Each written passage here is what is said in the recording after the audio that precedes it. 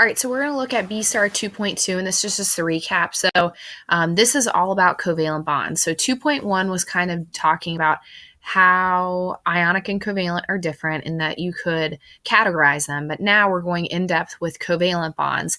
And the objective asks you to explain the role of electrons in the formation of covalent bonds. So what makes a covalent bond come together? And then also write the name if given the formula, or write the formula if given the name. And remember those rules and kind of memorize the prefixes with those.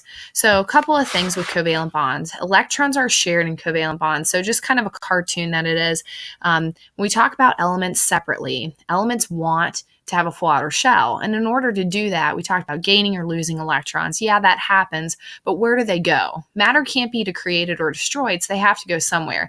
So in this, kind of the same idea, we have Sarah and Emily, and they're both non-content because they're, in this picture, they're both cold. So what they're going to do is they're going to share a blanket. Now they're content. Well, that's the same idea for, let's just say, hydrogen and oxygen. Hydrogen and oxygen, if you look here, hydrogen only has one valence electron, both of those, and oxygen has 6. So right now, neither or all three of them are not content. However, if you go over here, you can see that hydrogen actually shared an electron with oxygen, and oxygen shared an electron with hydrogen. Hydrogen is now full. Same thing down here. And then what happens is when hydrogen shares those two, then oxygen becomes full. So again, now we have 3 content, and we now have formed this bond here. Now, as I've stated in class, and I've stated a couple of times, you will never be asked to draw these. But again, showing the sharing of electrons and kind of the silly thing that we did in class with the straws, and you guys were holding the straws in between each other, those are the shared electrons. That's what creates the bond in a covalent bond. Now, just to kind of review that, covalent bonds are the sharing of electrons, and I know I've said this before, again, how corny it is what it is, but sharing is caring, and covalent starts with a C, so whenever you're talking about covalent bonds, make sure you talk about sharing the electrons.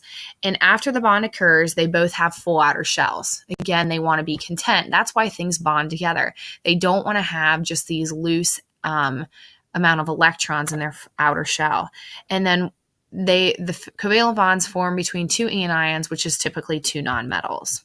All right, so rules for naming. So we have 2 kind of sets of rules here. The first is just the general rules. When will you have prefixes? Well, if you're looking at your first name, which is right here, your first name will only have a prefix if there is more than one type of that element. Okay, which we'll see here. The last name always has a prefix. And then also the last name also ends in "ide." Okay, we talked about rules for that, of when to drop the ending, that kind of stuff. Again, there's no steadfast rules like oxide, fluoride, selenide, nitride, iodide. Okay, so the more you practice, the better off you're going to be. And right now, if you're not great at it, that's fine. You'll get better at ionic, and then when you do the combined practice, you'll be even better. So there's really only about 10 elements that you would have to kind of remember on how to end them. But again, ends in "ide." So there are the prefixes right here: mono, di, tri, tetra, penta, hexa, hepta, octa, nona, and deca.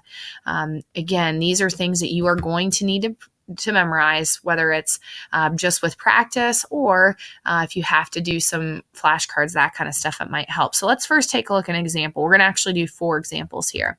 So the first example is nitrogen trifluoride. So if I give you the name, you should be able to write the formula.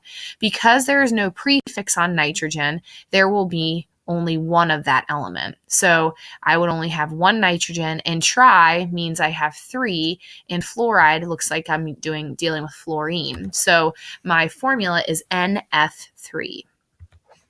Example 2, dinitrogen tetraoxide or tetroxide.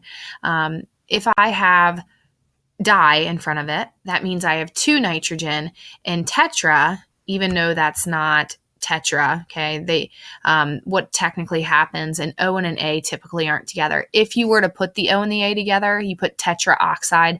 I'm not going to mark it incorrect, but the most correct is tetroxide, to drop that A. So in tetra means 4. So the formula for this would be N2 O4 because we're dealing with 2 nitrogen and 4 oxygen. So let's go now the opposite way.